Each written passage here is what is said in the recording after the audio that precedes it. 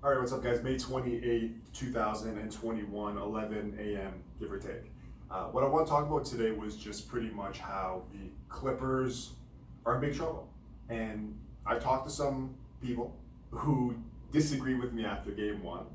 I didn't see too much difference in terms of what I thought was going to happen from game one to game two. And lo and behold, I was kind of right. And I'm not saying that I'm here to kind of say, oh, hey, like, look, I kind of predicted this, but let's go through the stats of last game. So Porzingis had 20. Luka had 39, 7, and 7. Tim Hardaway, 6 threes, 28 points. You look at the Clippers, and Kawhi couldn't really have done much more. He had 41 points, 14 to 21, shot 66% from the field. As a non-big, that's incredible. 9 for 10 from the line, 4 for 7 from 3, finished as a -7. They ended up losing by around that. Paul George was decent too. 28 points, 12 for 22, shot above 50%. Struggled from the 3-point line, 1 for 7, -18 for those who like the plus minus. Other than that, the Clippers had one player in double digits, and that was Reggie Jackson, who shot 5 of 12 from the field. We get 13 points. Rondo was a plus 13 coming off the bench. I think the problem with the Clippers is they don't know who their 5 best players are. Terrence Mann came in, didn't really play for the entire series, which would have been, I guess, a game and 3/4 at that point. Played most of the fourth quarter. So you bring in Serge Ibaka from the Raptors, championship pedigree, etc., and you're not playing him too much. Now, I'm going to assume that it's a health issue, but the fact that he's on the floor, I'm not really sure what to believe with Ty Lue anymore. Things are not looking so good for the Clippers, and to be honest, I don't think that's going to change again tonight. Kawhi did a good job of guarding him at times, Luka. Paul George, not as good. Got baited into a lot of jump ball fakes from Luka and bit, especially when he already had him in a compromised offensive position, still jumping on dumb fakes. I think what the Clippers need to do in this series is trap Luka pretty much as soon as he crosses half court, because at this point you're kind of running out of options.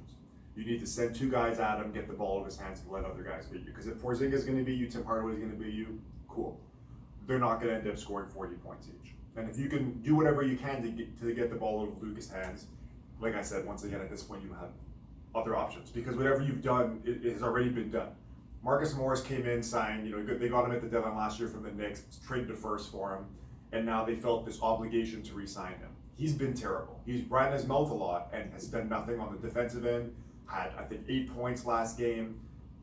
You paying these guys all this money, and in this case, the narrative can't be that Kawhi and Paul George are not doing their part, because they are. The narrative now is, does anybody else want to step up and play basketball? Because the writing's on the wall. If this team loses, and I went on a rant of this before, what are the Clippers' options? They mortgaged their future to get Paul George. That was a terrible trade, even though Paul George has been a pretty good player. He signed a $200+ million deal. Great. You have no more assets left. Kawhi's a free agent at the end of the season, and I don't know if you lose this series, which I think they are, where really you're going from here. Very, very quickly, I want to talk about when Kawhi was with the Raptors. They won a championship. That's what everybody remembers. Great. You lose game 1 to Orlando in the first round of the playoffs. I was nervous. A lot of people were nervous. The next round, you ended up taking on the 76ers. You get the Kawhi shot. There's no doubt that there was some skill. There was also some luck. Luck is a bit of a theme. You need luck to win a championship. Cool. So you beat the 76ers, who, to be honest, could have won the title that season, especially looking at the way the chips fell with Golden State with all their injuries. And then after that, you run into the Bucks, you go down 0-2 on the road, everybody's saying, okay, these guys are cooked.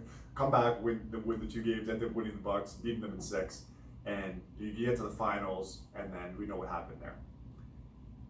People have gone on and said, Kawhi should have never left Toronto. He had a great role players, and he did. Let's not forget how lucky this team got when things were not going so well, and Kawhi took the team on his back.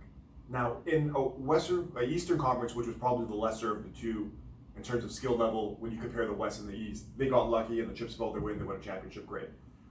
Kawhi, at the end of the day, chose to go to the Clippers because he wanted to go home. He has 3 titles at this point. I can't blame the guy for wanting to go home if that's what he wanted. I can't say that he's not a winner, that he doesn't want to win because he's done it before. He wanted a new challenge. If Kawhi went to the Lakers, I don't want to even imagine what would have happened. Guys like Igor, Lamar, and everybody, including myself, that would have kind of been saying, why did he choose to go with Anthony Davis and LeBron? So he chose his own path and people are mad. Kind of, right? At least it seems like people from Toronto and even people that are questioning his decision to go to the Clippers, which a lot of people are if they lose this series. So you can't have it every possible way. I give him credit for actually wanting to try a new challenge and actually going home because that's what he wants. He's not going anywhere. He wants to live somewhere, enjoy good weather, and get paid to play the game that he loves. And I'm not mad at him for that. I'm gonna get together with Igor tonight and talk about what's happening with that series, do some more playoff breakdowns, I guess, and then also talk about the series that are coming up tonight. There's been a lot of stuff to talk about. I'm gonna try and get Lamar to come through. He's been very busy. That being said, enjoy the game tonight, and I don't know.